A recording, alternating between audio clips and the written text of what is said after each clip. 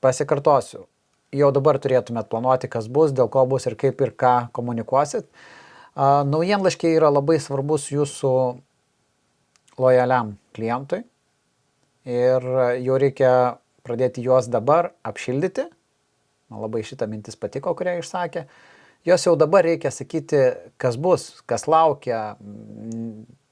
Nebijoti daryti tokio dalyko, kad žiūrėkit, mes ruošiame šventėm, gal darysit išankstinius užsakymus, gal bus įdomus kažkoks produktas, rezervuokitės, nes spalio viduryje yra pats metas jau pasakoti, nes žmonės jau žvalgosi.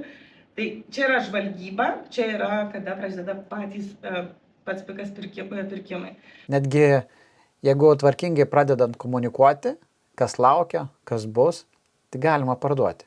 Aš atsimenu, pernai metais dirbau su Skautų slėniu, tai lapkritį, gruodį turėjom pardavimus į stovyklas.